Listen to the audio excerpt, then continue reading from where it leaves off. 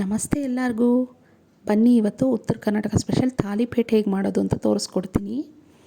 ಮೊದಲಿಗೆ ಬೇಕಾಗಿರೋ ಸಾಮಗ್ರಿಗಳು: ಮೆಂತ್ಯ ಸೊಪ್ಪು ಸಣ್ಣದಾಗಿ ಹೆಚ್ಚಿಟ್ಕೊಂಡಿರೋದು, ತೊಳೆದು, ಈರುಳ್ಳಿ ಸಣ್ಣದಾಗಿ ಕಟ್ ಮಾಡ್ಕೊಂಡಿದ್ದೀನಿ, ಒಂದು ಕ್ಯಾರೆಟ್ ತುರಿದಿರೋದು, ಒಂದು ಸೌತೆಕಾಯಿ ಫುಲ್ಲು ತುರಿದಿರೋದು, ಮತ್ತು ಕೊತ್ತಂಬರಿ ಸೊಪ್ಪು ಸ್ವಲ್ಪ, ಹಸಿಮೆಣಸಿನ್ಕಾಯಿ ಪೇಸ್ಟು ಸ್ವಲ್ಪ ಎಲ್ಲ ರೆಡಿ ಮಾಡಿ ಇಟ್ಕೊಳ್ಳಿ.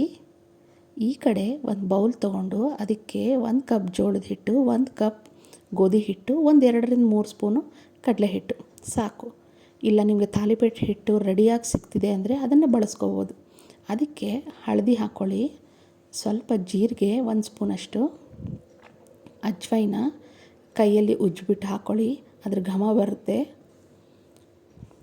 ಎಲ್ಲ ಸೇರಿಸಿ ಮಿಶ್ರಣ ಮಾಡ್ಕೊಳ್ಳಿ. ಚೆನ್ನಾಗಿ ಮೆತ್ತಗೆ ನಾದ್ಕೊಬೇಕು. ಇದನ್ನು ಗೋಧಿ ಹಿಟ್ಟು ಥರ ಸ್ವಲ್ಪ ಮೆತ್ತಗೆ ಸಾಫ್ಟಾಗಿ ಬರಬೇಕು. ಇದು ಎಲ್ಲ ಹೆಚ್ಚಿಟ್ಕೊಂಡಿದ್ವಲ್ಲ ತರಕಾರಿ ಒಂದೊಂದಾಗಿ ಹಾಕ್ಕೊಳ್ಳಿ. ಇದಕ್ಕೇ ಹಾಕ್ಕೊಂಡು ಮೆತ್ತಗೆ ನಾದ್ಕೊಬೇಕು. ಎಣ್ಣೆ ಗಿಣ್ಣೆ ಏನೂ ಹಾಕಬೇಡಿ. ಈ ಸೌತೆಕಾಯಿ ನೀರು ಏನಿದೆಯಲ್ಲ ಇದರಲ್ಲೇ ಕಲಿಸ್ಕೊಬೇಕು. ನಿಮ್ಗೆ ಅವಶ್ಯಕತೆ ಇದ್ದರೆ ಮಾತ್ರ ಹಾಕ್ಕೊಳ್ಳಿ ಎಕ್ಸ್ಟ್ರಾ ನೀರು. ಸ್ವಲ್ಪ ರುಚಿಗೆ ತಕ್ಕಷ್ಟು ಉಪ್ಪು ಹಾಕ್ಕೊಂಡು ಕಲಿಸ್ಕೊಂಡು ಚೆನ್ನಾಗಿ ನಾದ್ಕೊಳ್ಳಿ. ನಾದ್ಕೊಂಡು ಒಂದು ಅರ್ಧ ಅವರ್ ಬಿಡಿ ನೆನೆಯೋಕ್ಕೆ.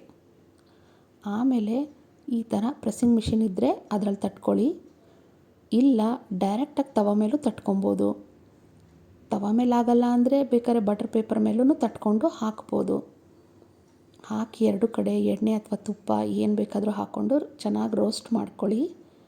2 ಕಡೆನೂ ರೋಸ್ಟ್ ಮಾಡಿಕೊಂಡು ಇದನ್ನು ಮೊಸರು, ಚಟ್ನಿ, ಉಪ್ಪಿನಕಾಯಿ ಯಾವುದ್ರ ಜೊತೆ ಬೇಕಾದ್ರೂ ಸರ್ವ್ ಮಾಡ್ಕೊಬೋದು. ನೀವು ಬಿಸಿ ಬಿಸಿಯಾಗಿ ತಿನ್ನಿ, ಚೆನ್ನಾಗಿರುತ್ತೆ.